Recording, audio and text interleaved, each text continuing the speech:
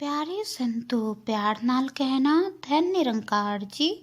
संतो जी, ब्रह्म ज्ञानी महापुरुष कभी भी किसी की निंदा नहीं करते। वो जो कहते हैं वो निरंकार का ही कथन होता है।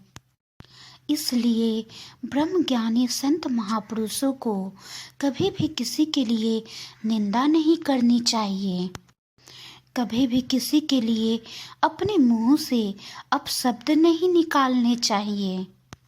नहीं तो कभी कभी ऐसा होता है कि दूसरों के लिए उनके मुंह से निकला हुआ अपशब्द, दूसरों के लिए की गई निंदा, दूसरों की गई बुराई दूसरों पर ना लगकर उन पर खुद हावी हो जाती है।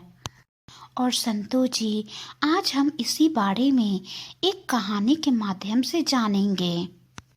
संतो जी, एक नगर में एक विदेशी घूमने आया था। उस विदेशी को अपराधी समझकर राजा के सामने लाया गया। राजा ने विदेशी को देखते ही फांसी की सजा सुना दी। राजा को उस विदेशी की भाषा समझ में नहीं आती थी, लेकिन राजा के यहाँ 2 मंत्री ऐसे थे जो हर भाषाओं को समझते थे, जानते थे। संतो जी, फांसी की सजा सुनने के बाद विदेशी ने राजा को अपने शब्दों में, अपनी भाषा में बहुत ही गालियाँ दी और उसने कहा, मैं परमात्मा से प्रार्थना करता हूँ कि राजा का विनाश हो जाए। राजा ने अपने पहले मंत्री से, जो सभी भाषाओं का जानकार था, उनसे बोला कि ये विदेशी क्या बोल रहा है। संतो जी, मंत्री ने विदेशी की गालियां तो सुन ली थी, लेकिन मंत्री ने कहा, महाराज, ये आपको दुआएं देते हुए कह रहा है, आप 1000 साल जिए।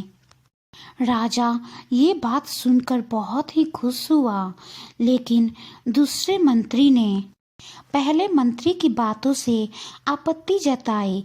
दूसरे मंत्री पहले मंत्री से ईर्ष्या रखता था। दूसरे मंत्री ने बोला, महाराज, ये मंत्री झूठ बोल रहा है और ये विदेशी आपको दुआ नहीं दे रहा है, बल्कि गालियां दे रहा है। और पूरे राज दरबार में दूसरे मंत्री ने पहले मंत्री की बहुत ही निंदा की, बहुत ही बुराई की, बहुत ही बुरा भला कहा और बोला, ये मंत्री जिन्हें आप अपना विश्वास पात्र समझते हैं, ये झूठ बोल रहे हैं। राजा ने पहले मंत्री से बात करके सत्य जानना चाहा कि क्या सच में आप झूठ बोल रहे हैं।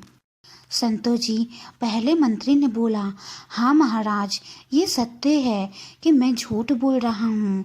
ये विदेशी जिसको आप अपराधी समझकर फांसी की सजा सुना दिए हैं और फांसी की सजा सुनने के बाद इसने आपको गालियाँ दी हैं, दुआएं नहीं।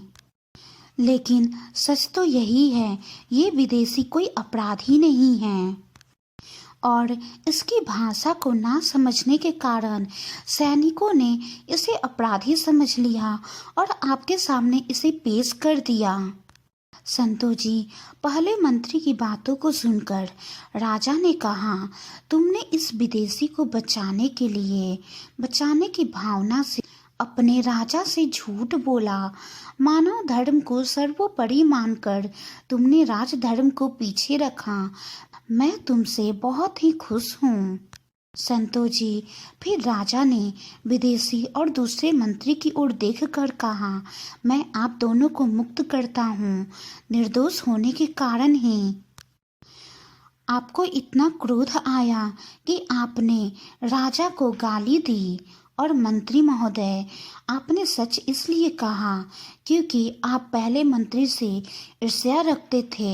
ऐसे लोग मेरे राज्य में रहने योग्य नहीं। आप दोनों इस राज्य से चले जाएं।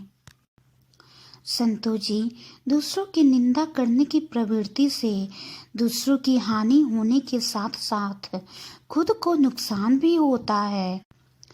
अगर ये समझ लें तो हम निंदा करना छोड़ देंगे।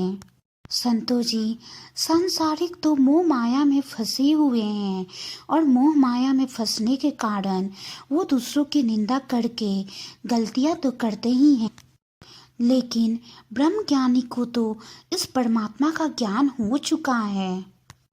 वो जान चुके हैं कि सब बंदे में ये परमात्मा ही समाया हुआ है, और फिर भी अगर वो जानते हुए भी दूसरों की निंदा करते हैं, दूसरों की बुराई करते हैं, तो उनको उनकी सजा जरूर मिलती है।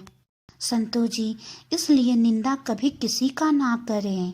ब्रह्म ज्ञानी कभी भी निंदा नहीं करते।